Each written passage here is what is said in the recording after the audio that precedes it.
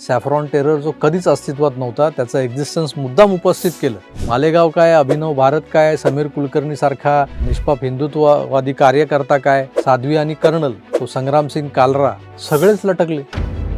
कारण काय तर ते हिंदू होते. सत्तेत बसलेले काही पाववाले जरूर होते, पण बाकीचे तर हिंदूच होते. पण हे हिंदू सुनता झालेले हिंदू होते. या कटव्या हिंदूंची आणि ओरिजिनल लांड्यांची अनेक वर्ष नुरा कुस्ती चालत असायची. आपण बघायचो, टाळ्या वाजवायचो, हसायचो, रडायचो. ही एक प्रकारची मॅच होती, पण ती मॅच फिक्स्ड होती. फिक्स्ड.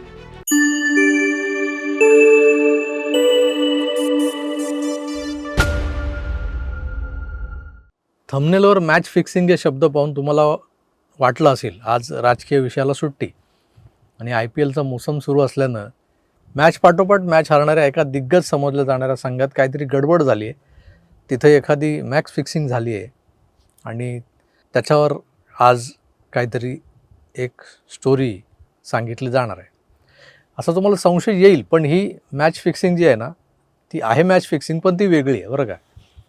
या देशात उजव्या विचारांचं सरकार येण्याआधी जे लोक दिल्लीच्या तख्तावर बसले होते ते आपल्या शेजारच्या शत्रू राष्ट्रासोबत एक प्रकारची मॅच फिक्सिंग करून आपलाच देश कसा पोखरून काढत होते. स्वतःच्या मतलबी राजकारणाला पोचण्यासाठी मुसलमानांची, ख्रिश्चनांची, थोडक्यात काय तर हिंदूंच्या विरोधातली जी एक वोट बँक तयार करत होते.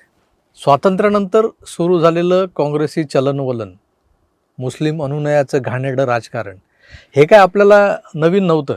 पण ज्या पाकिस्तानला आपण आपला कट्टर दुश्मन समजत आलो आहे, त्या राष्ट्रानं सातत्यानं आपल्या देशात दहशतवाद पेरला, आतंकवादी पोचले, शहराशहरात बॉम्बस्फोट घडवले, 26/11 सारखा थेट युद्ध सदृश हल्ला केला आपल्यावर. त्या पाकिस्तानला आजवरच्या काँग्रेसी सरकारनं कधीच धडा शिकवण्याचा प्रयत्न देखील केला नाही. उलट ते सतत ताट करून आपली मारण्याच्या पोझिशनमध्ये असताना यांनी आपल्याच विजाराची बटणं काढून त्यांना खोलून मारायला दिली. दहशतवाद की कडी निंदा करते है या शब्दांपलीकडे यांची मजल गेली नाही. युनोकडे रडत भेकत आपली सुजवलेली पाठ दाखवत आले लोक जाऊन, बघा बघा कशी सुजवली आमची. सामान्य हिंदूंना, हिंदुस्थान्यांना संताप अनावर व्हायचं आहे असं काय घडलं की, पण आमची सरकार गांडू निघायची. ही गांडूगिरी का, असा प्रश्न नेहमीच भारतीय जनतेला पडत आलाय, पण त्याचं उत्तर कधीच मिळालं नाही आम्हाला. हा प्रश्न साहजिकच उद्भवायचा आमच्यासमोर, कारण भारताची सामरिक ताकद, लष्करी सामर्थ्य हे त्या छटाकभर पाकिस्तानपेक्षा तर लाखपट जास्त होतं. आज आहे तेवढं नसेल, पण काँग्रेसच्या काळात काही कमी नव्हतं ना.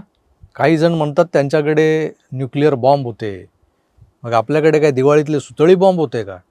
आपणही अण्वस्त्र सज्ज होतो व्यवस्थित, पण त्यावेळेची सरकार चालवणारे यांच्याच Gमध्ये D नव्हता. नया आहे ना ये कालच ऐकलंय, Gमध्ये D नव्हता. अहो त्यांच्या गांडीत खरोखरच दम नव्हता.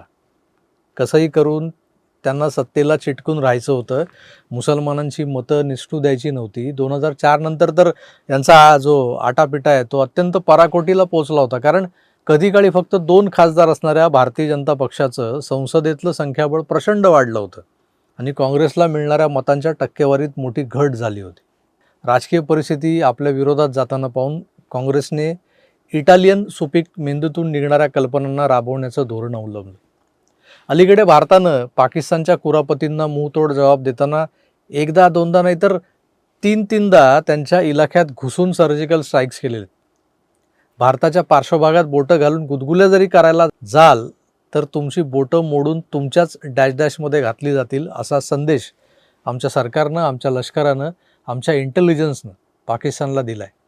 पण असली सर्जिकल स्ट्राईक्स काँग्रेसच्याही जमान्यात केली गेली होती, फक्त आम्ही मोदींसारखी त्याची जाहिरातबाजी केली नाही असं काही लोक आता बोलतात. जेव्हा जेव्हा सर्जिकल स्ट्राईक झाले तेव्हा हे असे बाहेर आले होते बिळातून, आम्ही पण केलं होतं पण आम्ही काय बोललो नाही. पण हे अजिबात सत्य नव्हतं. तुमच्यावर हल्ले हो, 26/11 सारखा हल्ला हो, स्वामीनारायण मंदिरावर, संसदेवर, मुंबईतल्या ट्रेन्समध्ये बॉम्बस्फोट होत, यांनी हो की चू केलं नव्हतं. फक्त एकच पालुपद लावलेलं, हम इस हमले की कडी निंदा करते हैं. हे नालायक लोक वरून मर्दाचा पेहराव केलेले असले तरी आतून बृहन्नडेचा अवतार होते, कारण याच नीच लोकांनी पाकिस्तानसोबत संगनमतानं आपल्याच देशात घातपात घडवून आणले. आपल्या इंटेलिजन्सने दिलेल्या सूचना डावलून दहशतवाद्यांना सीमेपलीकडून आत येऊ दिलं. काश्मीरच्या त्या बंडखोर तरुणांना सहज पाकिस्तानात जाऊ दिलं. आपली अर्थव्यवस्था कोलमडून पडावी, पण यांचं मात्र उखळ पांढरं व्हावं यासाठी चक्क आपल्या करन्सी नोट छापायच्या प्लेट्स या भडव्यांनी पाकिस्तानांना हँडओव्हर केल्या होत्या. पाकिस्तानच्या ब्रिटिश पेपर मिलकडून नोटा छापायचा, पेपर विकत घ्यायचा, त्याच कंपनीकडून सेम पेपर भारतीय चलनाच्या छपाईसाठी घेतला गेला. तो याच लोकांकडून. म्हणजे हे लोक आपापसात मिळून मिसळून तुम्ही तुमच्या देशात हिंदुस्थानबद्दल नफरत पसरवून राज्य करा आणि आम्ही सतत पाकिस्तान आमची मारतोय, पण आम्ही करणार काय? आम्ही सहिष्णू आहोत, अहिंसेचे पुजारी आहोत, फक्त पांढरी कबूतर हवेत उडवतो. आम्ही कुणाशी मारू शकत नव्हतो कारण आम्ही शंड होतो. आमचं कबूतर उडतच नव्हतं आमचं कबूतर. गंमत म्हणजे भारतीय लष्करात जे इमानदार ऑफिसर्स होते, ज्यांना हे सारं कळत होतं, जे स्वतःच्या रिस्कवर आपल्या क्षमतेनुसार पाकड्यांची खोलून मारत होते, सरळ सांगायचं तर कर्नल प्रसाद श्रीकांत पुरोहित नावच घेतो मी. लष्कराच्या गुप्तहेर खात्यातला हा जिगरबाज आणि प्रचंड क्षमतेचा, गुणवत्तेचा अधिकारी. यानं काश्मीरमध्ये जाऊन वेषांतर करून तिथं वास्तव्य करून पाकड्यांच्या तिथल्या लोकल हँडलरचं जाळं उद्ध्वस्त करून टाकलं होतं. सीमेपलीकडे काय चालतं, इकडून तिकडे काय जातं आणि तिकडून इकडे काय येतं याचा पुरेपूर मागोवा घेत कर्नल पुरोहितांनी पाकिस्तानी लष्कर, ISI आणि त्यांच्या जीवावर जगणारे तिथले राजकारणी यांची पार झोप उडवली होती. काश्मीरमध्ये वावरताना कर्नल पुरोहित छत्रपती शिवरायांच्या युद्धशास्त्राचा अवलंब करत असायचे, असं मागे कोणीतरी मला सांगितलं होतं पुण्याच्या एका गृहस्थांनी. गनिमी कावा वापरून त्यांनी पाकिस्तानच्या नाकी 9 आणले होते. अशा अधिकाऱ्याला संपवायचा किंवा त्याला बदनाम करायचा, हे पाकिस्तानचं उद्दिष्ट पूर्ण केलं त्या आपल्याकडच्या दिल्लीश्वरांनी. भगवा आतंकवाद, द सॅफ्रॉन टेरर हा सब्जेक्ट मोठ्या प्रमाणात कॉईन झाला, सतत चर्चेत आणला गेला आणि तो जन्माला आला कुठून? तर इटालियन कमोडमधून. मग लुंगीवाला, झुग्गी झोपडी राजा, करकोचा अशा अनेक लोकांनी त्या इटालियन मार्बलच्या आजूबाजूला लावल्या गेलेल्या ह्या छोट्या छोट्या टाईल्सनी भगवा दहशतवाद या नावाखाली मुसलमान दहशतवाद्यांनी केलेली कांड हिंदू संघटनांच्या नावावर खपवली. साध्वी प्रज्ञा सिंगसारख्या हिंदू धर्मप्रचारक महिलेला, समीर कुलकर्णीसारख्या पापभिरू मराठी माणसाला या लोकांनी ATHच्या मदतीनं लटकवलं. खोट्या आरोपांमध्ये गोवलं. मालेगावला झालेला बॉम्बस्फोट, त्यातली स्कूटर जी साध्वी प्रज्ञा यांच्या नावावर होती, जी त्यांच्या सहाय्यकानं 6 महिने आधीच कुणाला तरी विकली होती, बरोबर ती स्कूटर शोधून काढून ती स्कूटर वापरली गेली. म्हणजे विचार करा, 6 महिने आधीपासून हे सगळं, 6 महिने काय, मला वाटतं बरीच तयारी आधीपासून सुरू होती.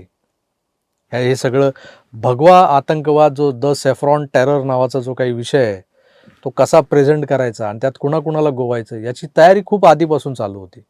त्यात हे आपले लोक फसले. आता त्या मालेगावात मशिदीबाहेर झालेला स्फोट हा RDXचा स्फोट होता. ते RDX हे कर्नल पुरोहितांनी लष्करी छावणीतून चोरलं होतं असा आरोप झाला. ते जिथे राहायचे त्यांच्या बाराकीमध्ये त्या RDXचे ट्रेस सापडले. म्हणजे तपास केल्यानंतर पाकिस्तानला जे हवं होतं ते भारतात बसलेल्या सरकारनं केलं. तेव्हा त्यांनी महाराष्ट्र ATSलाही आपल्या तालावर नाचवलं होतं असं म्हणतात. पाकिस्तानच्या प्रत्येक चालींवर बारीक लक्ष ठेवून त्यांना हतबल करणारा कर्नल पुरोहित यांचा पुण्यातल्या अभिनव भारत नामक हिंदुत्ववादी संघटनेशी असलेला संबंध तो यांच्या नजरेत आला, तो खुपू लागला आणि मग हाच संबंध जो आहे त्याला बादरायण संबंध करून एका देशभक्त हिंदू कर्नलला विलन बनवलं गेलं. साध्वीला खुनी सिद्ध केलं. हिंदूंनाही कत्तली करणाऱ्या जमातीच्या पंक्तीत नेऊन बसवलं गेलं. हिंदू आतंकवाद, द सॅफ्रॉन टेरर हा शब्द सगळीकडे पसरवला गेला, प्रचलित केला गेला. हे सगळं घडवून आणलं गेलं आणि ते घडवणारे लोक जे होते ना, ते केवळ भारतात बसलेले लोक नव्हते, तर पाकिस्तान आणि भारत या दोन्ही देशांमधल्या लवंड्यांनी एकत्र येऊन एक सोची समजी साजिश ज्याला म्हणतो ना आपण, सोच समज कर रचलेला हा डाव होता. सॅफ्रॉन टेरर जो कधीच अस्तित्वात नव्हता, त्याचं एक्झिस्टन्स मुद्दाम उपस्थित केलं. मालेगाव काय, अभिनव भारत काय, समीर कुलकर्णीसारखा निष्पाप हिंदुत्ववादी कार्यकर्ता काय, साध्वी आणि कर्नल तो संग्रामसिंग कालरा सगळेच लटकले.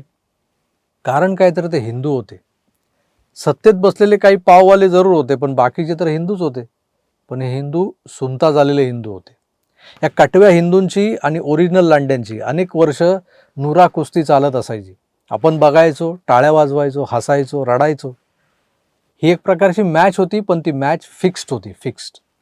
हे सगळं जर तुम्हाला नीट अजून समजून घ्यायचं असेल ना, अशा अनेक गोष्टी धुरंधरसारख्या सिनेमानं उजेडात आणलेल्या आहेतच. तशात अनेक रंजक प्रसंगांनी भरलेला एक सिनेमा आता आला आहे आणि तो सिनेमा जर तुम्हाला पाहायचा असेल तर तो जिओ हॉटस्टारवर अगदी फ्रीमध्ये या OTTवर उपलब्ध आहे. मॅच फिक्सिंग नावाचा सिनेमा. हा सिनेमा जरूर बघा.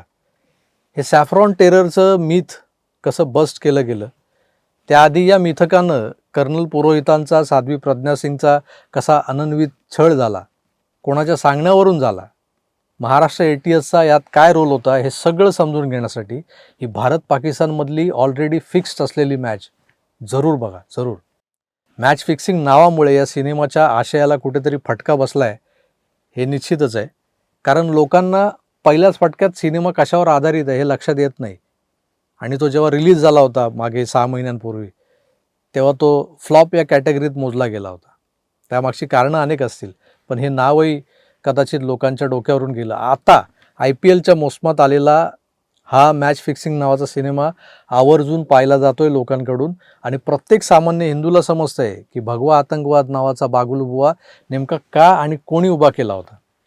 सिनेमा पाहून आपल्या प्रतिक्रिया कमेंट्समध्ये जरूर व्यक्त करा. मी तुर्तास इथेच थांबतो. पुन्हा भेटूच. तोवर आपली काळजी घ्या आणि पाहत राहा आपलं आवडतं YouTube चॅनल आकार DG9. धन्यवाद. नमस्कार.